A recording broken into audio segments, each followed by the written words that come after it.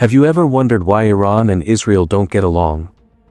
Most people think it's just politics or religion. But the truth is, their story goes way deeper. It started with two brothers, thousands of years ago. And it's all in the Bible.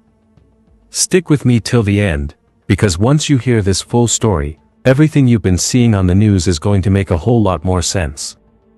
Let's start at the very beginning, with a man named Abraham.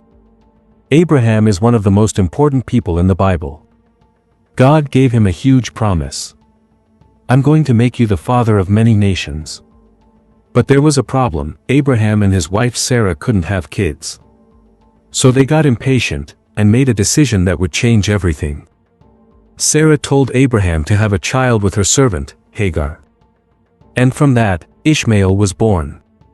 Later, when Abraham was 100 years old, Sarah finally gave birth to Isaac, the son God had originally promised. So now we've got two sons. Ishmael, who many believe became the ancestor of the Arab world. Isaac, who became the father of Israel. This is where the tension begins. Two sons. One father. Two very different paths. As time went on, Isaac's family grew and became the nation of Israel.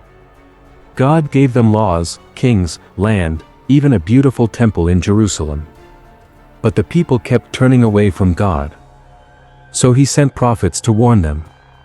One of those prophets, Jeremiah, said, "If you don't listen, you'll be taken into captivity." And that's exactly what happened. A powerful kingdom called Babylon came in, destroyed Jerusalem, and took the Israelites away as prisoners. It looked like the end of the story, but God had something else planned. While Israel was in exile, another empire rose, Persia, modern-day Iran. Their king, Cyrus, did something incredible. Even though he didn't follow Israel's God, he let the Jews go back home and rebuild their temple.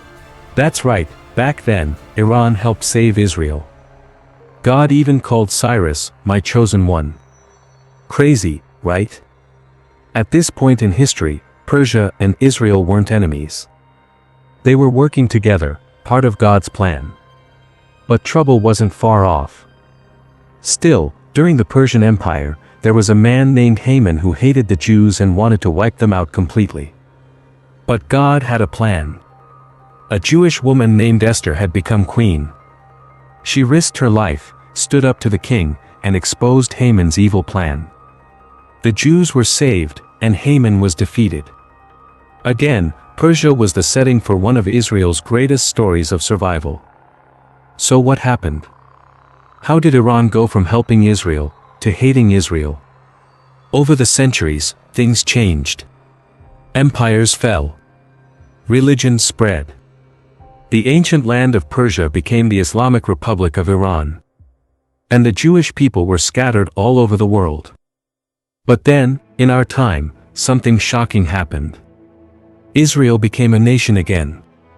In one day, they returned to their land, just like the Bible said they would. But Iran wasn't happy. Today, Iran is one of Israel's biggest enemies. They've said things like Israel should be wiped off the map. They support terror groups like Hamas and Hezbollah, who attack Israel from different sides. They're not just against the government of Israel, they deny Israel's right to exist at all. Remember, this is the same land that once helped Israel rebuild the temple. Now, it's working to destroy it. So, is this just politics? Not exactly. The Bible talks about this stuff. In the book of Ezekiel, there's a prophecy about a future war. It says that Persia, along with other nations, will attack Israel. But God will step in and protect his people. Another prophet, Zechariah, says that one day, God will return to the Mount of Olives, right outside Jerusalem. When he does, the mountain will split, and he'll fight for his people. So yeah, this whole Israel and Iran thing, it's not just random. It's part of a bigger spiritual story. You might be thinking, cool story, but what do I do with all this?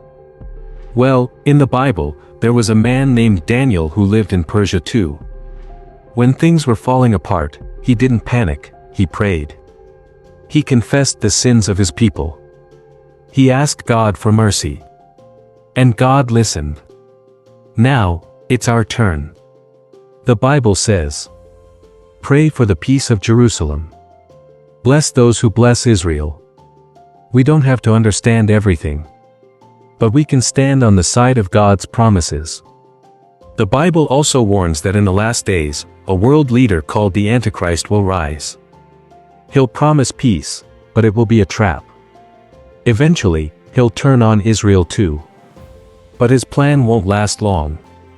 Because Jesus, the real king, is coming back. And when he does, he's going to make things right. No more war. No more fear. Just peace, justice, and God's promises fulfilled. So yeah, the Israel and Iran conflict. It's more than headlines. It's part of a story that started thousands of years ago, and God's still writing the final chapter.